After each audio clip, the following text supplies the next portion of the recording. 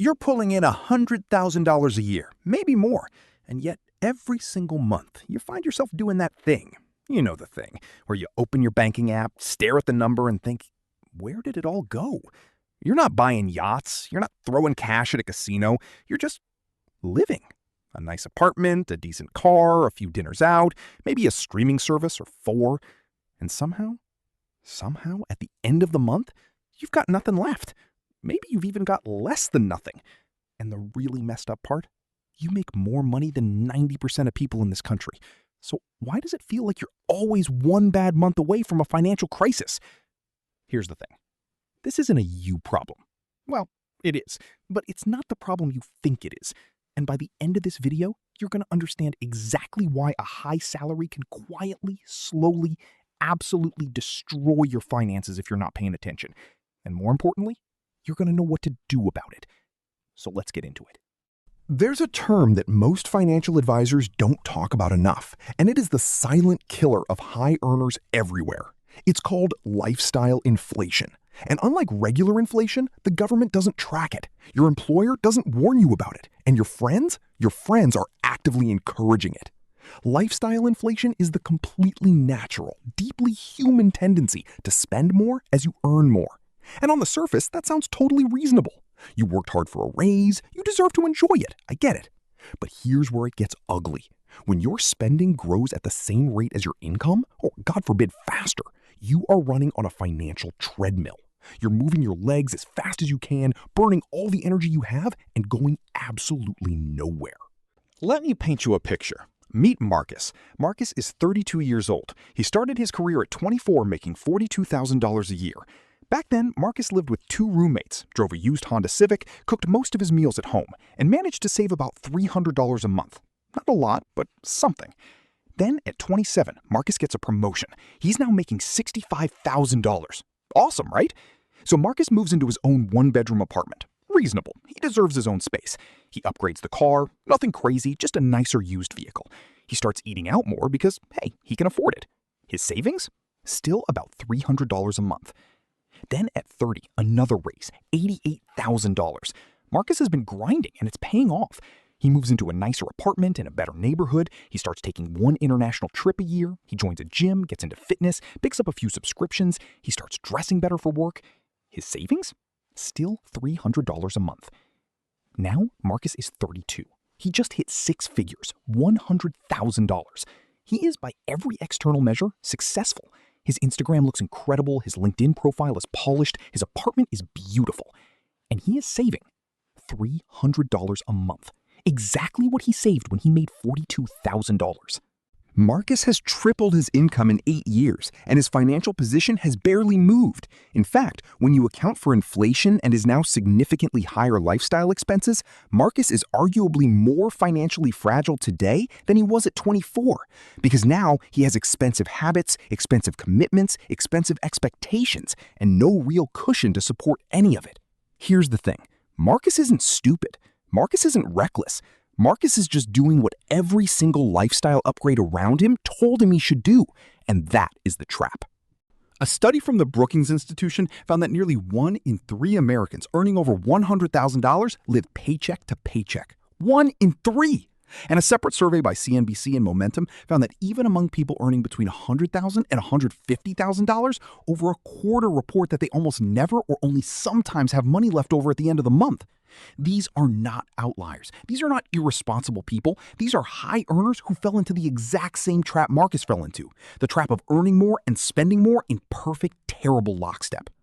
Now, I want to talk about something that almost nobody in the personal finance space addresses honestly, and that is the invisible tax of looking successful. Because here's a brutal truth. When you make good money, there is enormous social pressure to look like you make good money. Your colleagues go to nice restaurants. You go too. Your peers drive newer cars. You don't want to be the person driving something beat up. Your neighborhood has a certain aesthetic standard. Your apartment is expected to meet it. These aren't expenses you consciously chose. They crept in. They accumulated. And now they're just your life. There's even a psychological concept called the Diderot Effect, named after the French philosopher Denis Diderot, who wrote an essay in the 1700s about how acquiring one new possession creates a spiral of new purchases.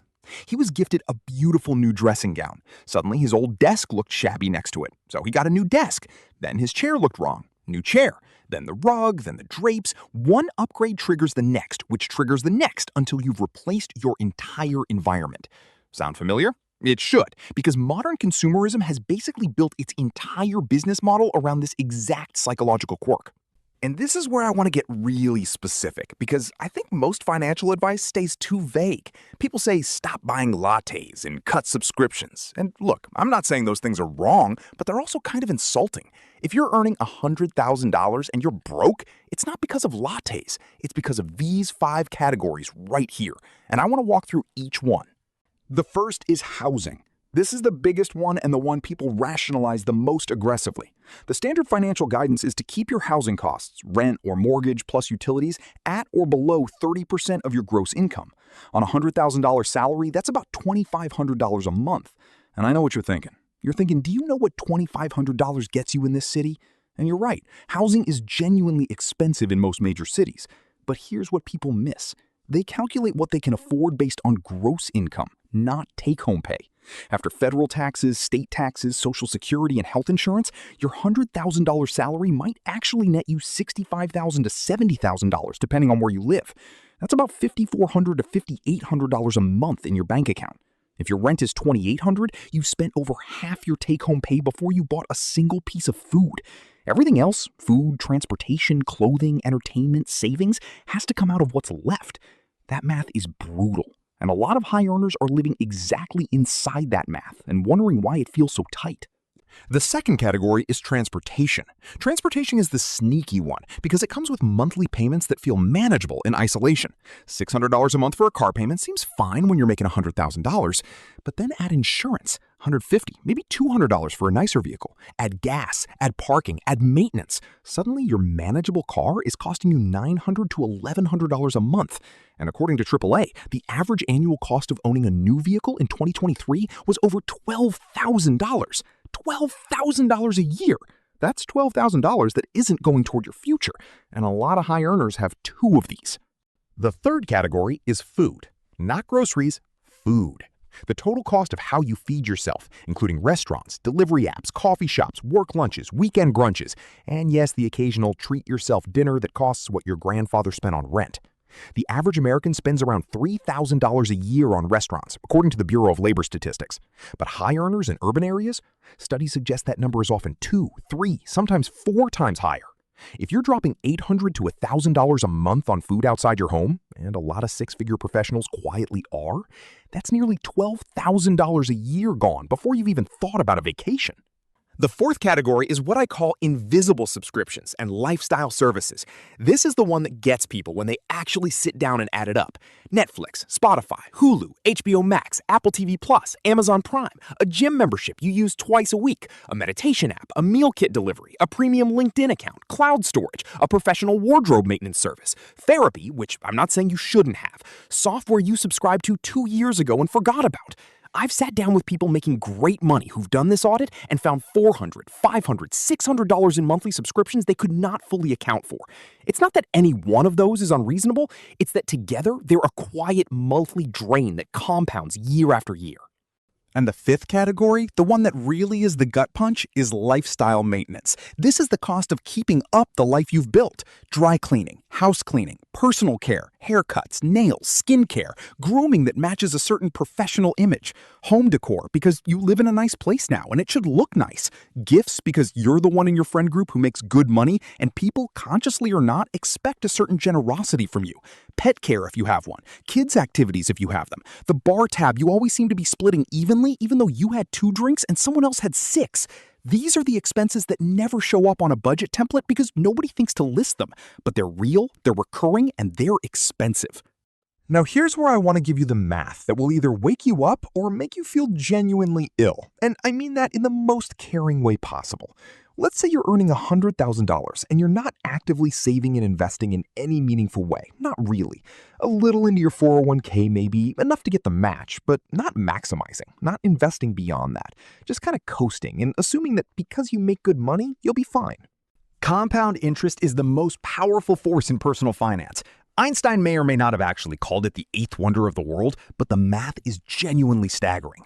If you invested $1,000 a month starting at age 25 in a diversified index fund averaging a 7% annual return, which is actually below the historical average of the S&P 500, you would have over $2.6 million by age 65.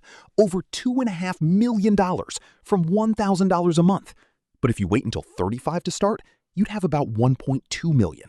That 10-year delay cost you more than $1 million. Not because you spent more, because you waited. Every year you spend everything you earn and save nothing is not just a flat year.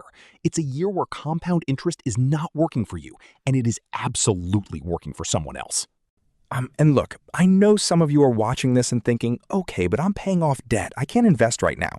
And I want to address that because for some people, that's genuinely true. And paying off high-interest debt is one of the best financial moves you can make. But for others, paying off debt has become a cover story for a spending pattern that keeps generating new debt. If you're making $100,000, paying off credit cards, and then slowly running the balance back up because the underlying lifestyle hasn't changed, you're not paying off debt. You're just cycling through it. And that cycle is one of the most financially corrosive things a high earner can do. So let's talk about what actually changes this. Because I didn't bring you here just to make you feel bad. I brought you here because this is fixable. All of it. And it doesn't require you to become a monk. The first thing you have to do, and this is non-negotiable, is figure out your actual number.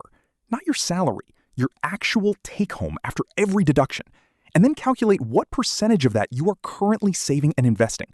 Most people have no idea what this number is. They vaguely know they put some money into a 401k, but they haven't done the math. Here's a benchmark. Financial independence research, particularly work built on the FIRE, Financial Independence Retire Early movement, suggests that your savings rate determines your timeline to financial freedom more than almost any other variable. A 10% savings rate means you're working for roughly 40 more years. A 25% savings rate cuts that to about 30 years. A 50% savings rate, about 17 years. You don't have to go to 50% overnight, but you need to know where you are right now. Pull up your bank statements, go back 3 months, add up everything. Know the number. The second thing is what I call paying yourself first. And I know you've heard this before, but I want to explain why most people fail at it. Most people budget by spending first and saving whatever's left, which means they save almost nothing because there is almost nothing left. Paying yourself first means automating a transfer to savings and investment accounts on the day you get paid, before you can spend it, before you can rationalize it, before lifestyle inflation can get its hands on it. Start with whatever you can, even if it's only $200 or $300 more than you're doing now. Automate it, then raise it every time you get a raise. The rule is simple. Every time your income goes up, at least half of that increase goes to savings and investing. If you get a $10,000 raise, $5,000 of it goes toward your future. You still get a lifestyle upgrade, just not the full one.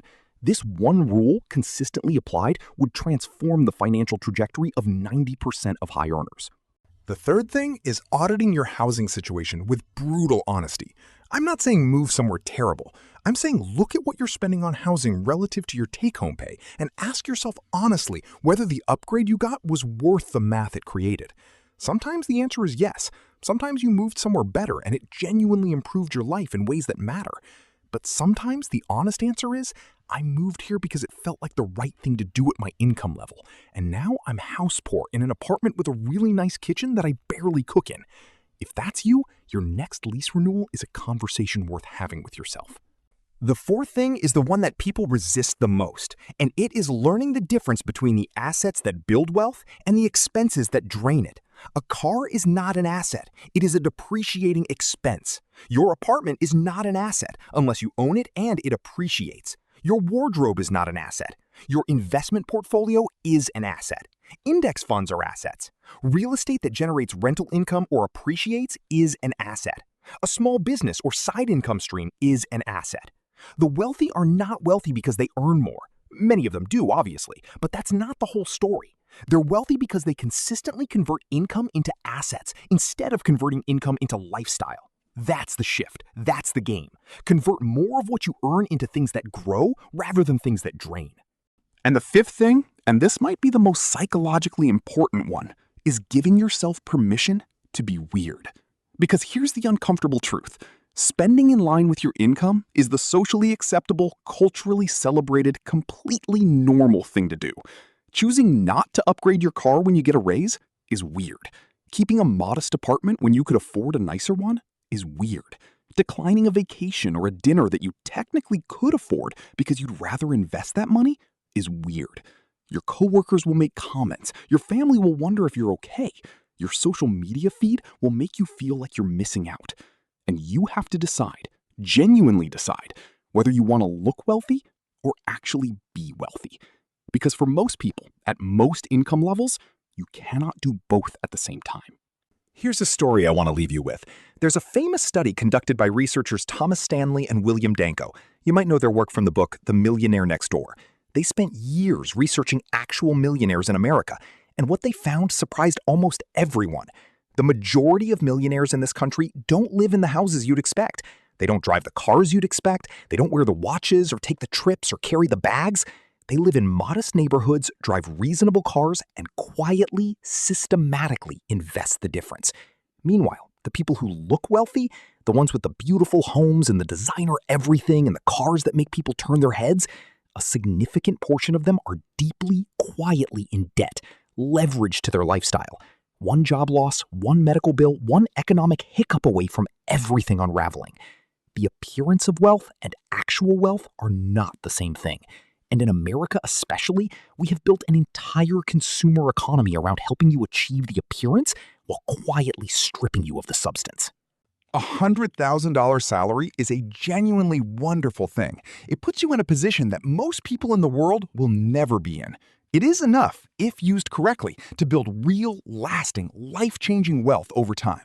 But a paycheck, no matter how large, does not build wealth on its own. What builds wealth is the gap between what you earn and what you spend, consistently invested over time. That gap is the only number that matters. Not your salary, not your title, not your apartment. The gap. So here's what I want you to do right now. Not tomorrow, not when you finish this video and forget about it. Right now. Open your banking app. Look at what came in last month, look at what went out, and ask yourself one honest question. If you kept living exactly this way for the next 20 years, where would you end up? If the answer makes you uncomfortable, good. That discomfort is useful. That discomfort is the beginning of the change. You've worked too hard to hand it all to a lifestyle that doesn't love you back. The money is there. The math works. The only thing that needs to change is what you decide to do with it. Start the gap. Build the gap. Protect the gap. That's how a $100,000 salary stops quietly making you broke and starts quietly making you free.